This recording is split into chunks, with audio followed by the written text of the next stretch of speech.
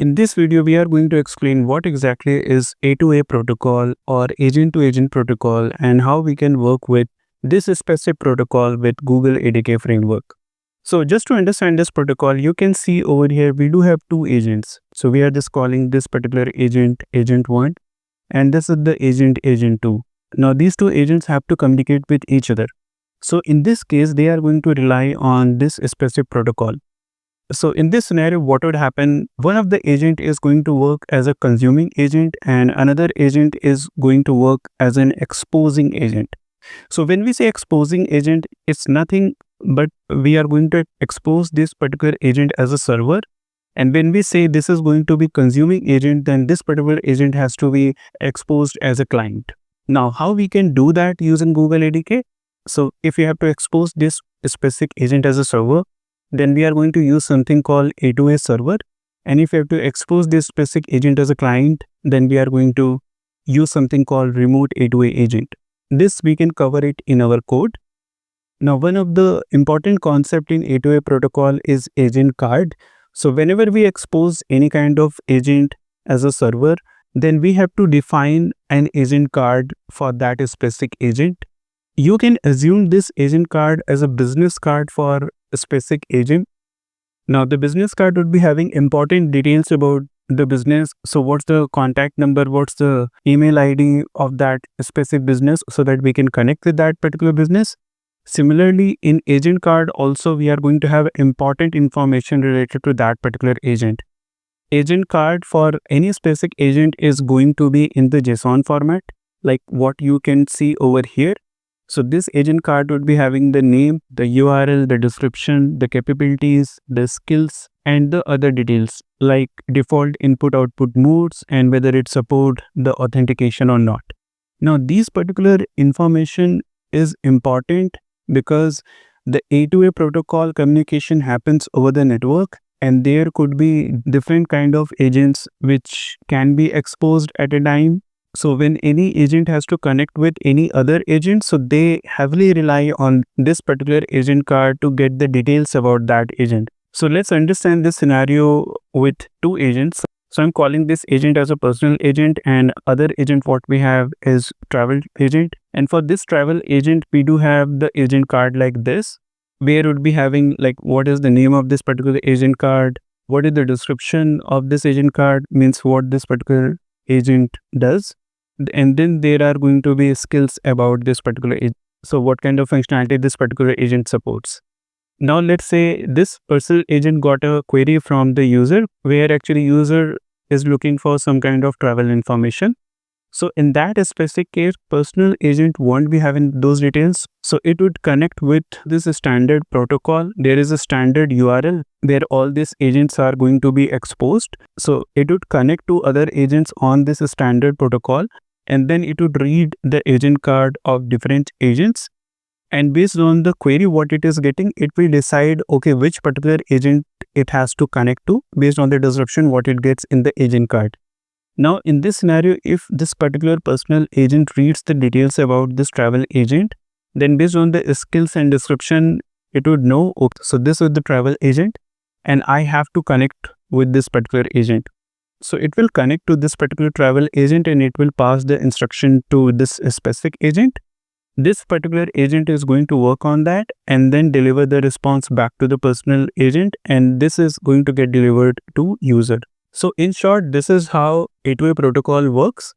Now for the demo purpose, we are going to cover two scenarios. The first is going to be easier approach where we don't need to define the agent card explicitly. And the second approach would be where we are going to define the agent card explicitly. So in this particular video, we are going to focus on only the first part. So let's go into the code and see how it works. As of now, just to make it very simple, I'm just going to create a subfolder over here and I'm just going to call it remote. Under this, we are just going to follow the similar practice. So here also we have to create init.py file because we are going to work with ADK Web. And the second file what we have to create is agent.py, and the last one what we have to create is env. Now this is going to be one agent. This A2A works between two different agents. So at least for this demo we need two agents. So this would be one agent which is going to get defined under remote subdirectory.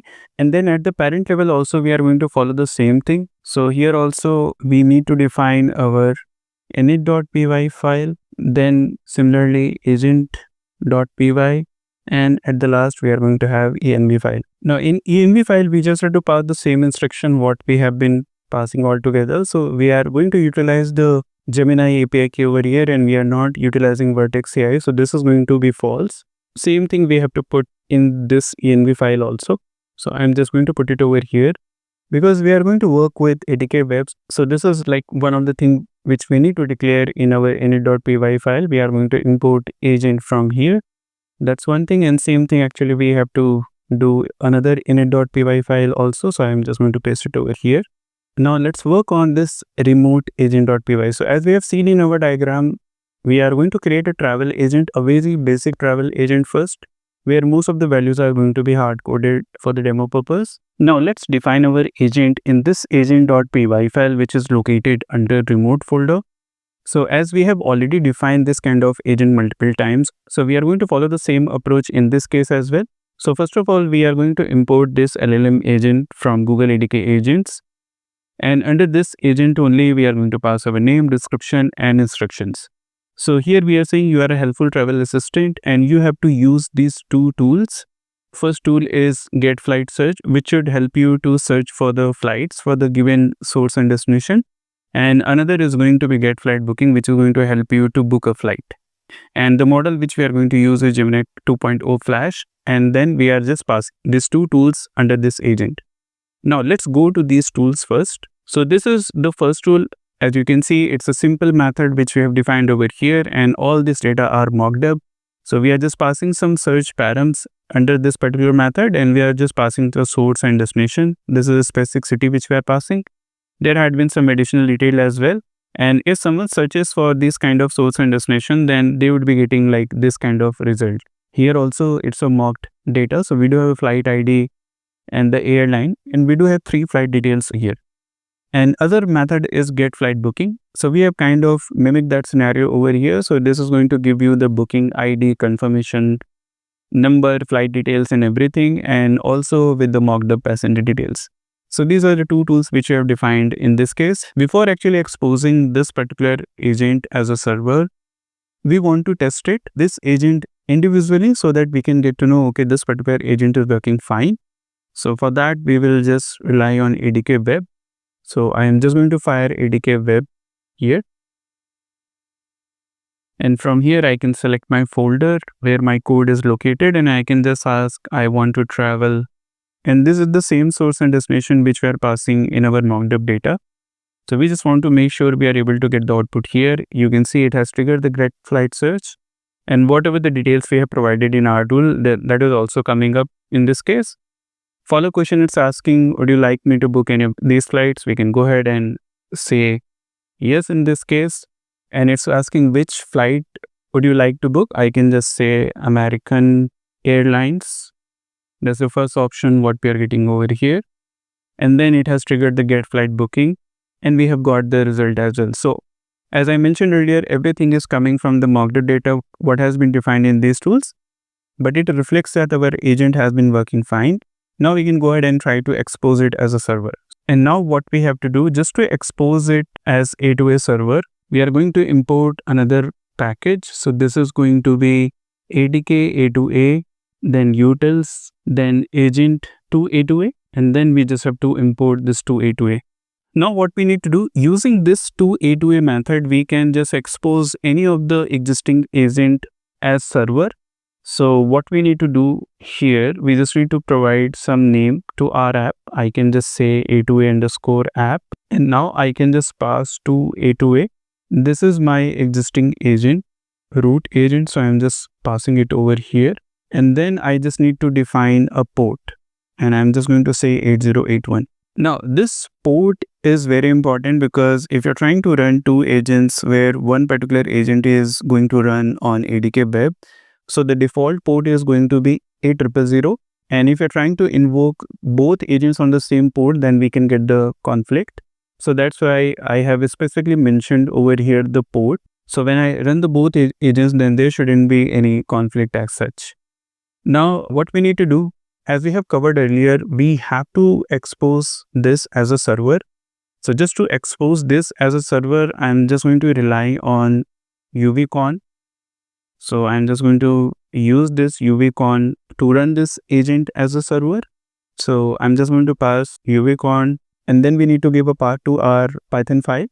So it's under remote. So I'm just going to say remote. Then the code is in agent, and under agent.py, we are calling our app as A2A underscore app. So I need to pass this. Then I need to pass host, which is going to be localhost. And then I'm going to pass port, which is going to be 8081. I forgot to save the file. So again, I will just run this. And you can see uvicorn started running on this particular host. Now the important thing is, in this case, what we said, we are not going to create the agent card explicitly. So what's happening under the hood, whenever actually we are using this to A2A, it's going to create that agent card for us. And just to access that card, we can go to a specific URL as we have seen in the diagram. So this is known as .well-known agent card.json. And I can just pretty print over here, and you can see, so this agent card is going to have details about our agent. So we can see the description. This description is directly coming from what we have defined in our agent. So this is my travel agent. Same thing is coming over there. And then it has defined everything under skills. So this is the description, what we have provided. And after that, you can see there is an ID for that. And then there are our methods. So this is a get flight search, which is going to help you to search for the flight. And then there is a book a flight with hard-coded booking details. So it has just extracted out everything and has created this agent card for us. What we have to make sure whenever actually we are exposing our agent as a server, then first of all, we need to check whether the agent card is getting loaded or not. Because as we have seen earlier, this agent card is very important for any client agent to connect to our agent. If it is not getting loaded, it means there is some problem how we are exposing our agent. So that's the first check what we should do whenever we are dealing with A2A protocol. Now this is set, and we have seen our agent has been loading successfully. So now we have to work on the client agent so that we can connect to this specific agent from our client. So for that, we will come to this agent.py, which is there in our parent folder. And here, first of all, we have to import these two packages. As we have seen in our diagram, whenever actually we have to convert any particular agent as a client agent to connect to A2A, then we have to use this remote A2A agent. So this is going to come from Google ADK agents package. And this agent card well-known path is nothing but the standard path. So rather than typing this well-known agent card.json, we can just pass this one, and then it will take the URL as it is. Now after that, what we need to do is we need to define our agent in this case, because we want to connect with our remote agent. And this is going to be remote A2A agent. Now under this, we can just pass name of the agent. And under this, there are other options as well. So name is one option. We can provide the description. And the most important is agent card. So we need to let this particular agent know where exactly agent cards are hosted. So because everything is there on our local, and we have accessed the agent card on our local. So I'm just going to go ahead and accept the recommendation what has been provided over here. So it is having the description and then the agent card. And if you notice, this particular path is the same path which was reflected in our URL. So this is going to come from there, and then it's our initial localhost and the port path. So we can just provide it like this, and we are good. Now when we are trying to run this specific agent, so we are going to run it as on using ADK Web only, so that we can have the similar kind of conversation what we had with the remote agent individually. Because in this case, we are doing everything on our local. So we need to keep this server running. So we cannot just kill this server and then trigger the ADK Web to run this specific agent. We need to keep the server running, and then we need to invoke another terminal. So this is going to be new terminal.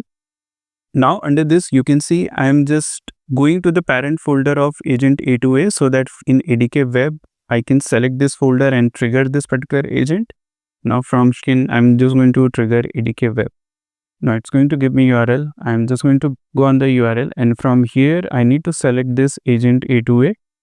And then I can go ahead and ask same question. So I want to travel, and you can see like we are getting this error now, and it's saying the API key is not available. But when we tested our remote agent separately, we were not getting any kind of error as such. It was working fine.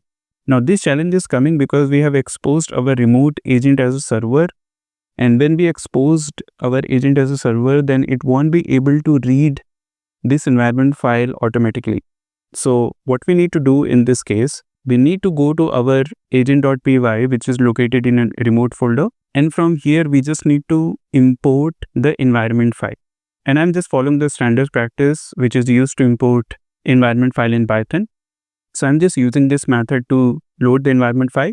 And now just to make sure everything is going to run smoothly, I can restart the server. So I can just kill it currently, and then I can go to terminal. And under this particular parent folder only, we can just run our uvicorn command once more. And it has started running over here. It's fine. If you want, like, you can again check for the agent card, whether it's getting loaded or not. Now I can create a new session over here and can ask the same question. You can see in this case, we are able to get a response. So this response is coming from remote agent, but we are interacting with remote agent from our local agent. So we are not directly communicating with remote agent. It has been going through A2A protocol, and then we are getting this response. I can just say, yes, please book American Airlines. You can compare, like, we are getting the similar response what we have got earlier. But in this case, you can notice these tools are not getting loaded as such, because in this case, we have connected with remote agent. So those functions are not getting loaded. We are directly getting a response. So this was a short demo how we can connect two agents using A2A protocol. That's all what we have in this video. Thank you for watching.